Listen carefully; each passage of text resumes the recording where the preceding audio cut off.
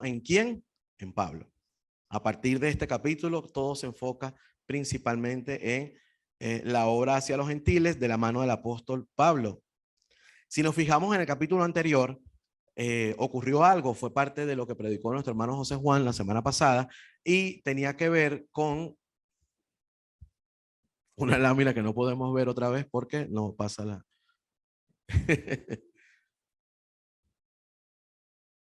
Creo que ahora sí, vamos a ver. Ok, gracias, Silla. Yo lo leo por ustedes. Dice, en aquellos días, unos profetas descendieron de Jerusalén a Antioquía y levantándose uno de ellos, llamado Ágabo, daba a entender por el Espíritu que vendría una gran hambre en toda la tierra habitada, la cual sucedió en tiempo de Claudio. Entonces los discípulos, cada uno conforme a lo que tenía, determinaron enviar socorro a los hermanos que habitaban en Judea, lo cual en efecto hicieron enviándolo a los ancianos por mano de Bernabé y de Saulo. ¿Sí? Eso fue lo que ocurrió en el episodio o en el capítulo anterior. Entonces, Lucas desvía toda la atención de esa historia, ¿sí? De esa profecía anunciada a través de este sujeto llamado Ágabo, para hablarnos de lo que sucedió acá. Hubo una tragedia, ¿sí? El versículo 1 nos dice que en el mismo tiempo el rey Herodes echó mano de algunos de la iglesia. ¿Para qué? Para bendecirles, para maltratarles, para maltratarles. ¿Quién era este Herodes? Como sabemos, hay diferentes Herodes en el Nuevo Testamento. Todo el reino de Roma tenía pues a un emperador y las zonas estaban divididas en 4 provincias. Una de esas provincias estaba entonces gobernada por este sujeto, este Herodes.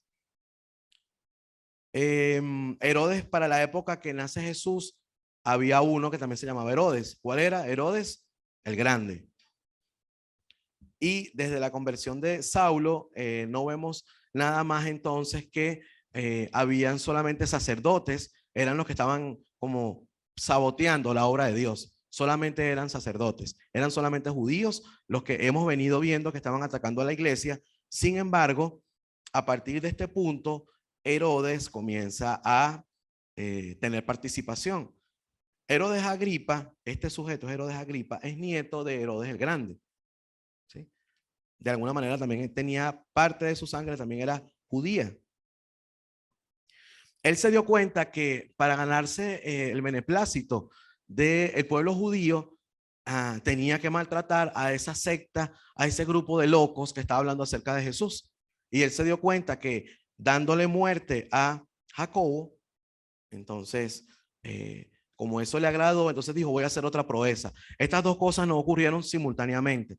No fue que los prendieron a los dos, sí, los capturaron a los dos y mataron a uno y quedaba pendiente Pedro, sino que hubo este momento en el que fue prendido un grupo y entre ellos Jacobo fue muerto. Y por los datos que nos dan, cuando nos dicen que fue matado a espada, es porque fue decapitado. Viendo entonces Herodes que eso le ganó popularidad, entonces dijo, vamos a sumar popularidad y ahora vamos a agarrar al cabecilla principal de ese grupo, que en este caso es Pedro. Pero sucede que en ese momento era el tiempo de la Pascua y ellos no podían legalmente hacer algún juicio si los judíos estaban celebrando una fiesta, la de los panes sin levadura. Para nosotros, nosotros la conocemos como la Pascua, ¿no? Entonces, estaba Pedro en ese momento encarcelado, privado de libertad, como decimos en la legislación nuestra, y estaba esperando a ver qué iba a suceder con él. Este Jacobo, ustedes deben recordar que fue hermano de Juan, uno de los 3 que pudieron ver transfigurado a Jesús. ¿Sí? Vino a ser entonces Jacobo el primer mártir de los apóstoles. Ya tenemos el primer mártir que fue Esteban, ¿sí? Pero entonces en esta oportunidad tenemos el primer apóstol mártir y fue Jacobo y murió decapitado. Miren, los primeros cristianos estaban tan seguros de la verdad que estaban predicando, que estaban, bueno, seguros, estaban convencidos de que hasta su vida podían dar a causa de esa convicción.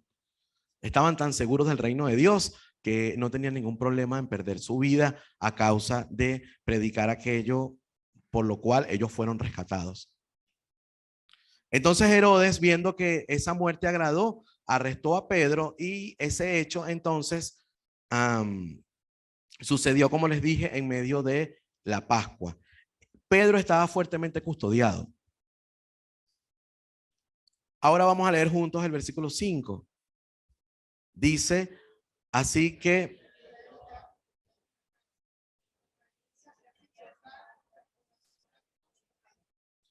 en este versículo vamos a centrar nuestra atención hoy en la oración. Como les dije, el mensaje se titula Ora fervientemente.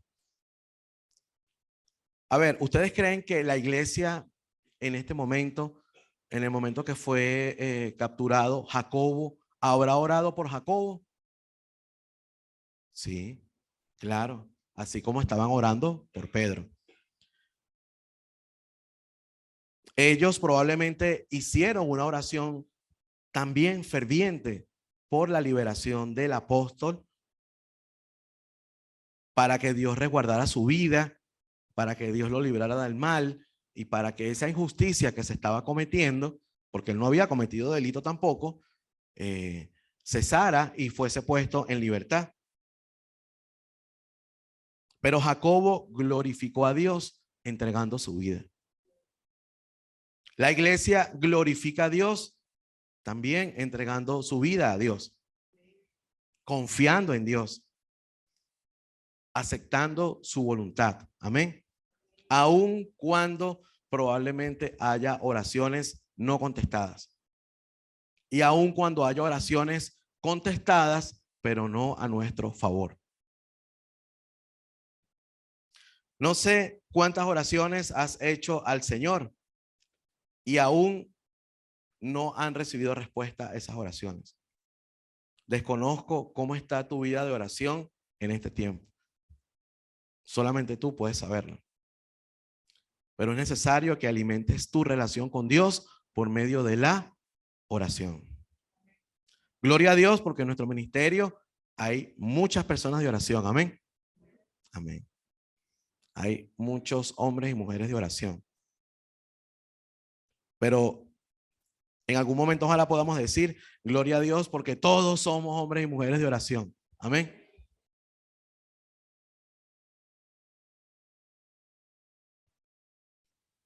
Las armas de la iglesia, las que puede usar, son las lágrimas y las oraciones. Jacobo había sido quitado violentamente de la iglesia. Ellos estaban orando al primer momento y ustedes saben que las noticias tardan en llegar y posiblemente ellos todavía se encontraban orando y llegó un rumor, así como Rode interrumpió la oración cuando llegó Pedro y ellos no creían que podía ser Pedro, por Dios, y está encarcelado.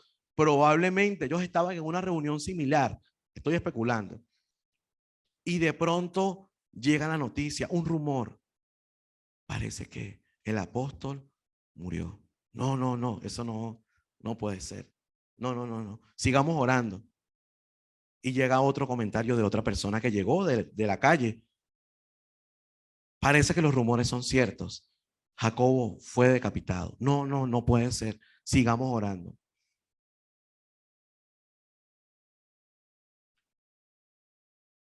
Pero Pedro seguía vivo. Pedro seguía vivo y aún había motivos para orar a Dios.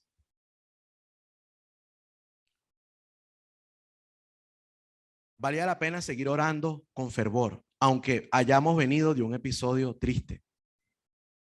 Ustedes se imaginan a los apóstoles y a los hermanos de la iglesia primitiva. No, ¿para qué vamos a orar ahora por Pedro? Si mira lo que pasó con Jacobo. Parece incongruente, parece algo lógico pensar, no, hay que seguir orando, pero muchos creyentes, a causa de oraciones no contestadas, dejan de orar. No, ¿para qué voy a seguir? Oré para que no me botaran del trabajo y me botaron. Oré para conseguir un trabajo y no lo he conseguido. Oré para no perder esa materia y la volví a raspar. Oré para eh, que esta, he orado para que Dios cuide mi salida cuando voy a trabajar y me robaron camino al trabajo. Al día siguiente no tengo ganas de orar para que Dios cuide mi salida. ¿Para qué? Esa materia que raspé, entonces ahora tengo que, a causa de ese examen que perdí, ya yo sé que la materia la perdí, ahora tengo que esperar que termine el semestre, aunque ya yo sé que la materia está perdida, ahora tengo que esperar el proceso de inscripción, esperar entonces inscribirla, comenzar otra vez el proceso de las clases y entonces que lleguen los exámenes para yo. Entonces, en ese periodo, no oro, no oro. ¿Para qué? Valía la pena seguir orando por Pedro porque Pedro estaba vivo. La iglesia siempre debe orar, especialmente en tiempos de crisis. Herodes tenía planes para Pedro, pero Dios tenía otros planes para él. Dice el versículo 7 que se presentó un ángel del Señor y una luz resplandeció en la cárcel y entonces tocó el costado de Pedro, lo despertó. Pedro estaba durmiendo y le dijo, levántate pronto, y las cadenas se le cayeron de las manos. Los presos o no escucharon las cadenas y el ángel enmudeció, no sé, los hizo sordos en ese momento, o milagrosamente las cadenas cayeron y no sonaron. Cualquiera de los dos igualmente fue un milagro. Pedro estaba dormido, Jacobo estaba muerto. Había que replantearse muchas cosas. Probablemente Pedro dijo, ya le pasó esto a Jacobo, yo seré el segundo, yo seré el siguiente. Yo no sé si a ustedes les ha pasado, a mí me ocurría mucho en la adolescencia, si al día siguiente mi familia planificaba un viaje, por ejemplo, a la playa. Dios mío, esa noche yo no podía dormir, esperando que amaneciera para ir a ese viaje, para ir a esa salida, para ir a esa actividad. Pero este no es un motivo de alegría. Pedro tenía muchas razones para no dormir esa noche. ¿Cuántos de nosotros no hemos encontrado el sueño en medio de una dificultad? O hemos estado parcialmente dormidos y de pronto nos levantamos a mitad de la noche y comenzamos a pensar, a pensar, a pensar y llegó la mañana pensando. Pedro no debía estar durmiendo en ese momento, humanamente hablando. Habría que replantearse muchas cosas. Bueno, Dios me muestra una visión, un lienzo cayendo, me dice que no llame inmundo lo que Él ha santificado, que hay un plan de salvación, puedo ver lo que ocurrió en la casa de Cornelio, vino el Espíritu Santo sobre los gentiles, hay un plan de salvación para los gentiles y ahora me van a decapitar a mí también. Esa será la voluntad de Dios. Eso podrá ocurrir y tenía muchas cosas por las cuales trasnocharse ese día, esa noche. Ustedes saben cómo reaccionaron ellos cuando Jesús fue arrestado y cuando fue crucificado. ¿Qué hicieron ellos? Se escondieron, tuvieron miedo, incluso volvieron a hacer lo que estaban haciendo antes. Sí, en cuanto a sus actividades. Ellos entraron en crisis cuando Jesús murió. Y tenía muchos motivos Pedro para entrar en crisis porque el apóstol había muerto decapitado. Y él estaba a punto de recibir también un juicio y probablemente le esperaba el mismo desenlace. Pero Pedro sí tenía muchas razones para dormir. Él tenía la conciencia tranquila, porque aun cuando muriera, él estaría glorificando a Dios. Él hizo lo que aconsejaría más tarde en Primera de Pedro 5:7, echando toda vuestra ansiedad sobre Dios, porque Él tiene cuidado de vosotros. Eso es Primera de Pedro 5:7. El Señor quiere que toda tu ansiedad la dejes en Él, porque Él cuida de ti.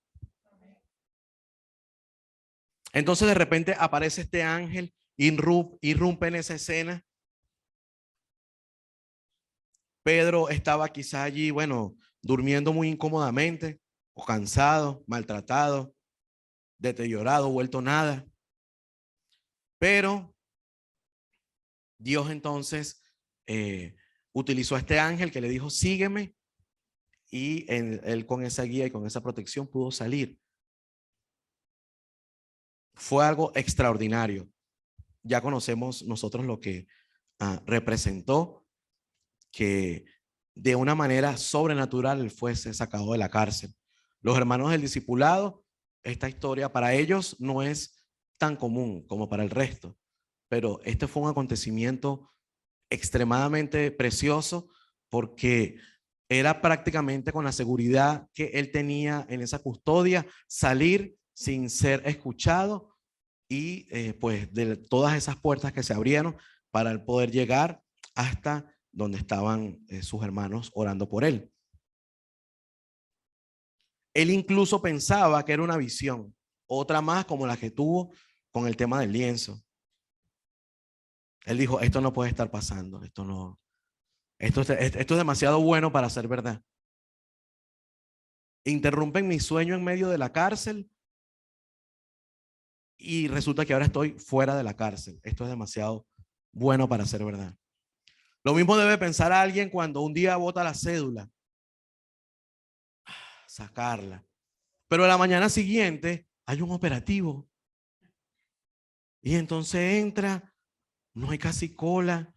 No, esto es demasiado bueno para ser verdad. Me toman la foto, digo que la extravié, la cédula. Usualmente solicitan que la denuncien en el 6CPC porque pueden utilizar ese documento para suplantar la identidad, pero no me lo piden. Y entonces entro, me toman la foto, por favor espere allí en esa fila que la vamos a entregar y le dan su cédula. Esto es demasiado bueno, dijo Pedro. No, eso tuvo que ser una alegría así. Alguien viene, se le venció el pasaporte, pide la cita, se la dan rápido. Él dice, no, cuando vaya no voy a ver material y entonces no, le toman la foto y el proceso normal, tiene su pasaporte. No, esto es demasiado bueno para ser cierto. Estoy soñando, esto es una visión. Hay mucha ansiedad en el pueblo de Dios porque no ora. Alguien puede decir, yo no oro porque yo tenía un familiar enfermo y oré por ese familiar y el familiar murió. Alguien puede decir eso. Nosotros no podemos detenernos por esa circunstancia, porque finalmente se termina siendo, es la voluntad de Dios y no nuestra voluntad. Amén. ¿A cuántos no nos ha ocurrido eso? Orar por algo y termina haciéndose la voluntad de Dios. Alguien comentaba en el último ayuno y oración, en el mensaje, la mensajera, comentaba, mi vida está en las manos de Dios. Y todo lo que soy es de Dios. Pero he tenido momentos en los que la muerte ha estado muy cerca y yo no quiero morir todavía. Eso es natural pensarlo. Yo siento que todavía faltan muchas cosas por hacer y yo quisiera, Dios, no morir todavía. Pero muchas veces nuestras oraciones no son cónsonas con la voluntad de Dios. Hace un par de semanas, un joven todavía se encuentran muchas personas buscando la razón, la motivación principal. Cumple 18 años y el día que cumple 18 no está esperando su torta, no está esperando qué celebración se puede hacer, sino que va a una armería y se compra un rifle. En este caso, 2 rifles. Y durante el transcurso de la semana siguiente se compra un montón de peines para esos rifles. Ese día viene, el día que se le antojó, y tirotea a su abuela. Uno de los tiros le cae en la cara. Pero la abuela llama y dice, mi nieto salió con un arma y me disparó a mí. Automáticamente comienzan a activarse varios protocolos y este jovencito hace varias cosas, pero llega a un colegio.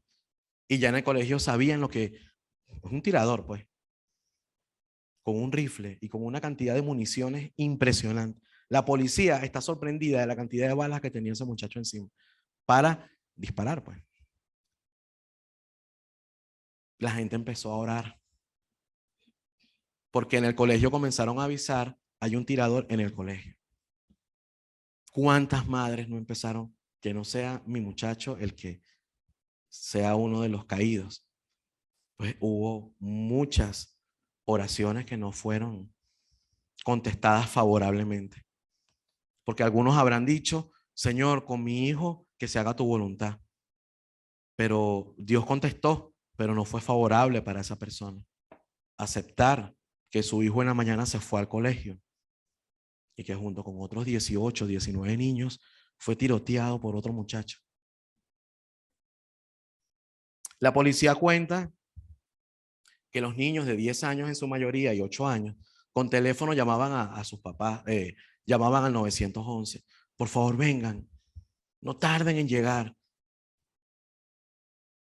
Y la policía estaba afuera, pero la policía tenía miedo de entrar porque ellos tienen revólver y ese hombre tiene un rifle, ese muchacho. Pero qué ironía, con 18 años en ese país te puedes comprar un arma, un rifle, pero no te puedes comprar una caja de cigarros porque eres menor de edad todavía. Hasta que cumplas 21 te puedes comprar esa caja de cigarros y una cerveza. Pero con 18 sí te puedes comprar un rifle. Aunque muchas oraciones no fueron respondidas favorablemente ese día y esa nación está de luto por esos tantos, casi 20 niños que murieron, nosotros no podemos desanimarnos en orar, porque este mundo tiene muchos motivos para desesperanzarnos, pero en Dios tenemos muchos motivos para seguir clamando por las vidas de ellos, por las vidas de nosotros, de los familiares que no le conocen, de las amistades que no le conocen. Porque no queremos que cuando esas personas que están en nuestro entorno mueran, vayan al infierno. Y ellos piensan que el infierno no existe, que eso es cuento. Pero la palabra de Dios no miente. Y si la palabra de Dios dice que hay un cielo y hay un infierno, al cielo no se va por ser bueno. Al cielo se va por aceptar a Jesús. Y todo el que lo rechaza va al infierno. Y la palabra dice que queda abajo. Preparando la palabra meditaba, ¿por qué el pueblo de Dios no ora? Señor, ¿por qué? Porque nuestras reuniones de oración, como todas las reuniones de oración de la mayoría de las iglesias, para no decir todas, pero la reunión menos popular de todas las iglesias en el mundo es la reunión de oración. Esa es la reunión que menos tiene participantes. Usualmente hay 5 personas aquí orando los viernes. Los ayunos, porque es que es viernes en la noche. Hay trabajo, hay responsabilidades. Está bien. Pero el sábado, que tenemos toda la mañana para poder venir cada 15 días, si vienen más de 25, algo pasó en el cielo. Estamos acostumbrados 20, por ahí, el promedio. En su mayoría señoras, hermanas maduras. ¿Sí? Pero ¿por qué el pueblo de Dios no ora? En primer lugar, yo encontré, son muchas, pero yo destaqué 4 razones. La primera, por resentimiento. Esta semana estaba con nuestro hermano Franklin en la universidad y conocimos a una muchacha en la Facultad de Educación, de Humanidades, estudia educación, y nos decía, yo creía en Dios, iba a una iglesia, pero mi papá murió muy joven y Dios permitió eso. Mi papá tenía 40 años, o sea, ocurrió el año anterior. Hace un año mi papá con 40 años es albañil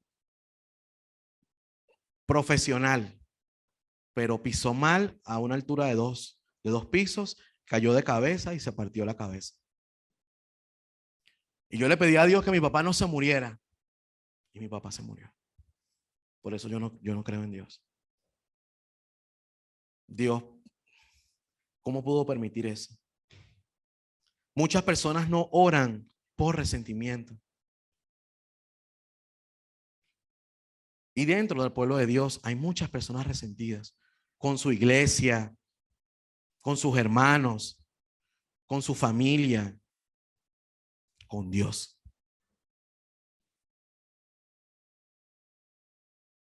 También otra razón es por pecado.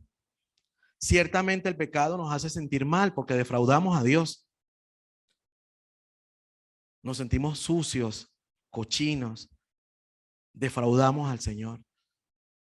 Tuve la oportunidad, vi el pecado allí y en vez de fortalecerme en el Señor y evadir ese pecado, me hundí. Pero Primera de Juan 1:9 que dice, si confesamos nuestros pecados, Él es fiel y justo para perdonar nuestros pecados y limpiarnos de toda maldad. Amén. Que el pecado no sea una razón para que tú estés alejado de Dios. Debes arrepentirte. Si no quieres que tus oraciones tengan estorbo, tú debes arrepentirte de tus pecados. Nuestra relación con Dios se resquebraja, se fractura cuando pecamos, pero cuando nos arrepentimos, se restaura. Salvo que la persona quiera seguir viviendo esa vida pecaminosa. Un tercer motivo, por falta de tiempo y de prioridad. Falta de tiempo y de prioridad.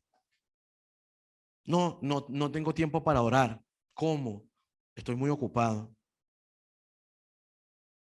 Pero el Señor nos llama en Mateo 6:33 a que busquemos primeramente el reino. Y ya conocemos el resto del pasaje. ¿A quién encomiendas tu día? ¿A quién encomiendas tu situación laboral? ¿A quién encomiendas tu situación académica? ¿A quién encomiendas tu salud? ¿A quién encomiendas tu vida? ¿A tu familia? ¿A Dios? ¿Cómo no voy a tener tiempo para ese que tiene en mis manos, que tiene en sus manos tantas áreas importantes para mí?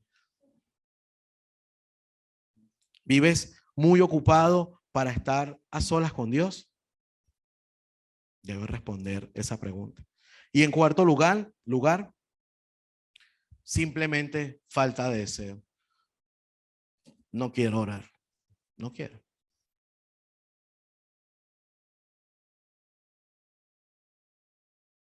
La palabra dice que de la abundancia del corazón habla la boca.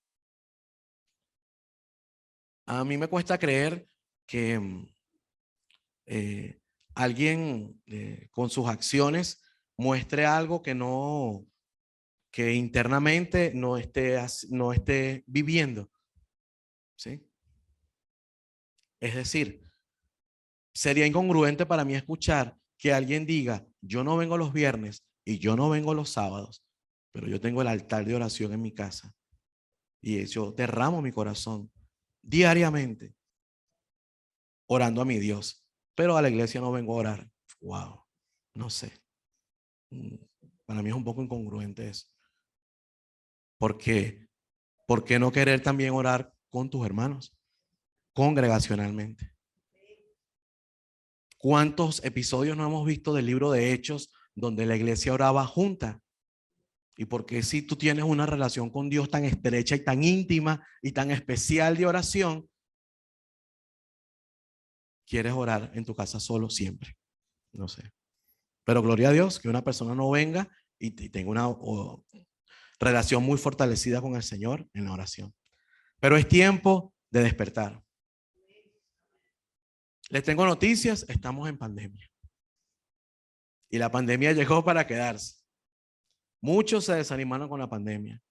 Hay estadísticas de que en Estados Unidos, porque aquí no se hacen estadísticas de nada, ni en economía. ¿Usted quiere saber cuál es el presupuesto anual de la nación? No hay. ¿Cuál fue el gasto? ¿Cuál es nuestra deuda pública? No se conoce. No se conoce. Aquí no se lleva estadísticas de nada. En algún momento quedaban las últimas estadísticas eran de criminalística. ¿Cuántos fallecimientos había en los fines de semana? Y el gobierno dijo que esa información era solamente que para manejarla a ellos y no se maneja, pues.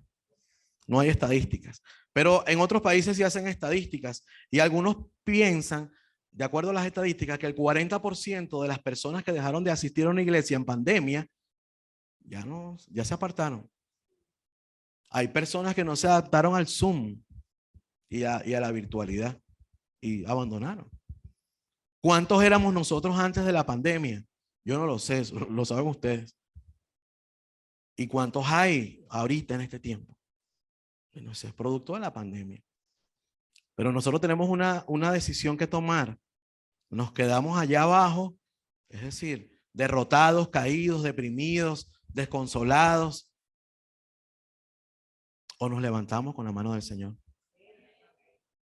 Quiero compartir con ustedes 3 tópicos finalmente. Orar nos fortalece espiritualmente. La razón por la que muchas veces somos débiles ante la tentación y sucumbimos ante el pecado es porque no oramos lo suficiente.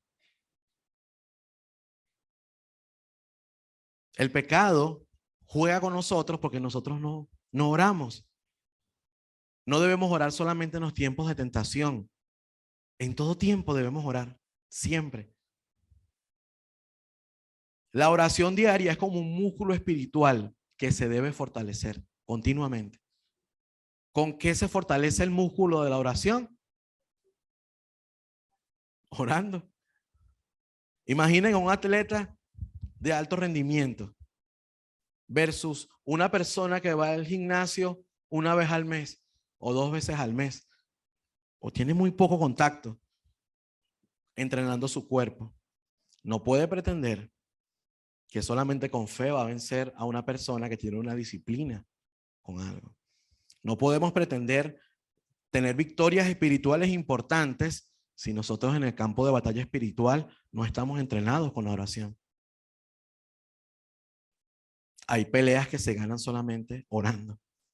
Que usted haga lo que haga físicamente no pasará nada. Doblando rodillas. Solamente. Ana tenía un problema. No la señora Ana. Ella quería un milagro en su vida. ¿Sí? Penina era otra persona que la estaba molestando. Ella oró y derramó su corazón delante de Dios. Dios hizo el milagro. Continuamente queremos que el Señor nos hable, que el Señor nos guíe, que el Señor responda, pero no oramos. Debemos hacer oración y librar esa batalla, esa respuesta que queremos y recibir la dirección de Dios en oración. Debemos, en segundo lugar, orar en todo momento. Primera de Tesalonicenses 5:17. ¿Qué dice ese versículo? Oren en todo momento. Más nada. En la TLA dice eso. Oren en todo momento. Nosotros queremos orar solamente bueno, tenemos momentos específicos para orar.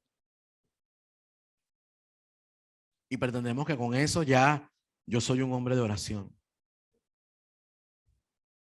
Finalmente, la oración puede mucho. Pedro fue librado de la cárcel de una manera sobrenatural. Santiago 5:16, la última parte de ese versículo dice, la oración eficaz del justo puede mucho. Yo no sé cómo está tu vida de oración, pero si no está bien, este es un buen día para que tú hagas un compromiso con Dios. No con el hermano que tienes al lado. No conmigo. No con la iglesia. Dios necesita que su pueblo ore. Este es un buen día para que tú hagas un buen compromiso con Dios. Este es un buen día para que tú seas sincero, sincera y digas: Señor, sinceramente, no estoy dando lo mejor de mí. Lo que antes fui en mi fe contigo, hoy no se parece a ese primer amor. Este es un buen tiempo para que tú te comprometas a restaurar tu relación con Dios por medio de la oración.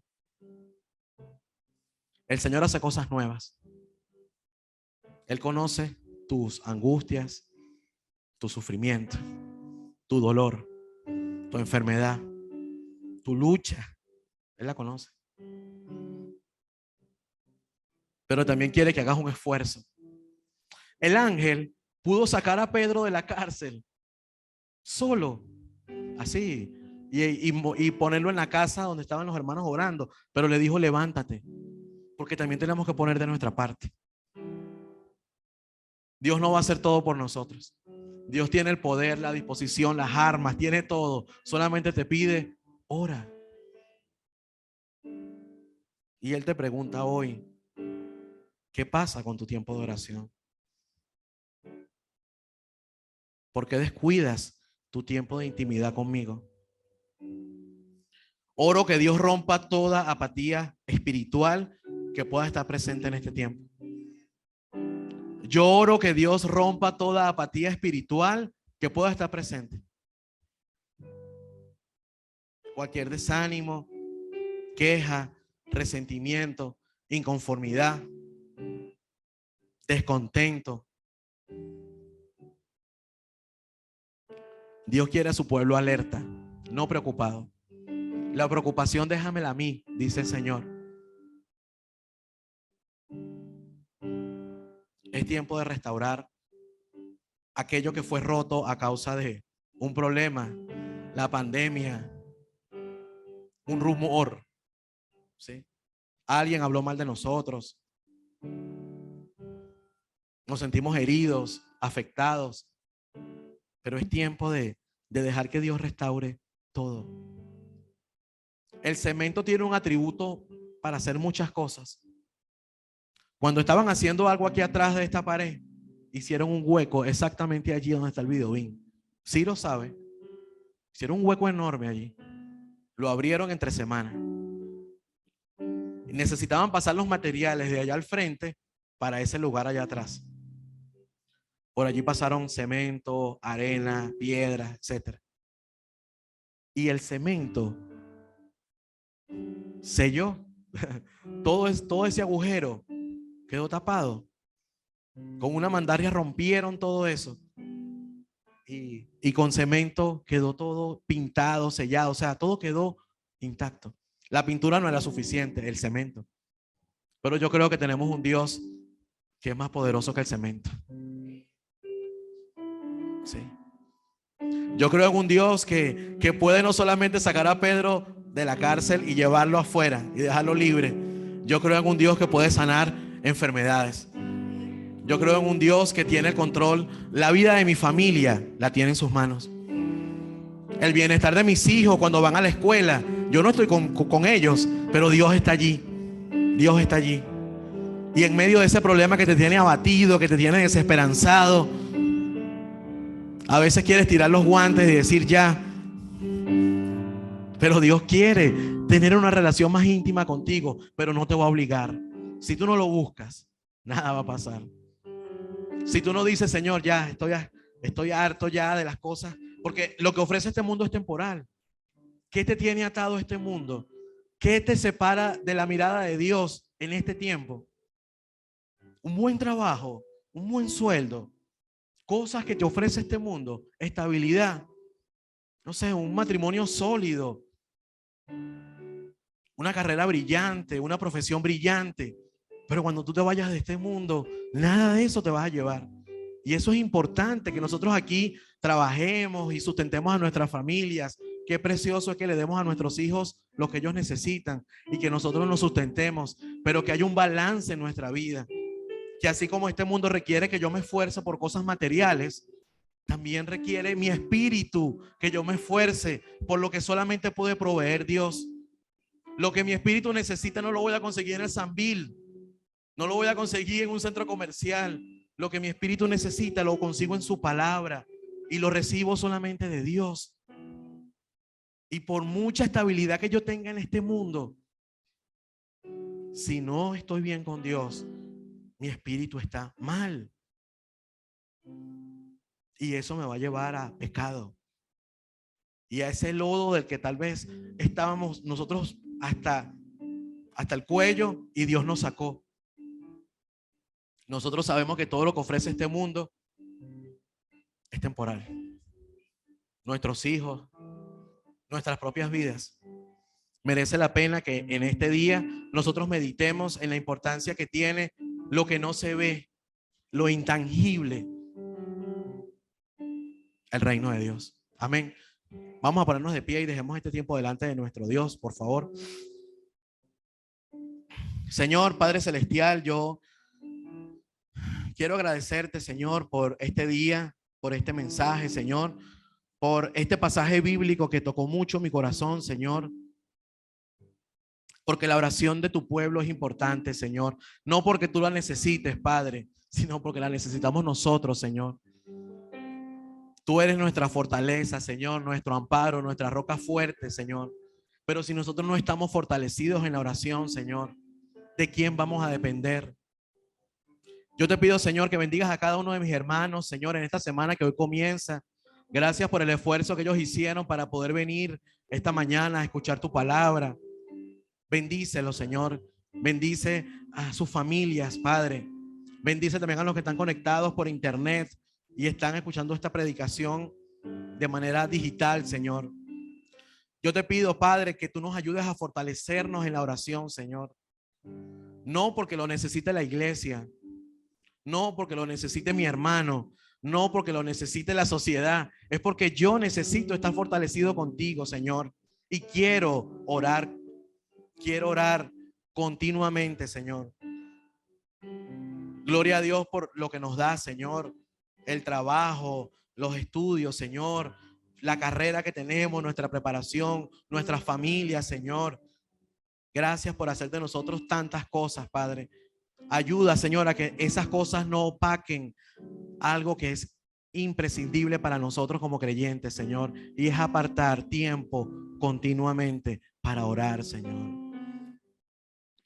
Padre, yo te pido, Señor, que esta semana podamos meditar en este pasaje bíblico y podamos chequear nuestro corazón acerca de si estamos orando fervientemente, Señor. Haznos hombres y mujeres de oración, Señor. Jesús, siendo tu hijo, Señor, te buscaba, Padre, continuamente. Ayuda también a que nosotros, Señor, que te necesitamos cada día más, Señor, podamos tener la oración como un hábito predominante en nuestra vida, Padre. Te alabamos, Jesús, te glorificamos. Dejamos este tiempo en tus manos, en las manos de tu Hijo amado, nuestro Señor Jesús. Amén y amén. Vamos a darle un aplauso a nuestro Dios. Gloria a Dios.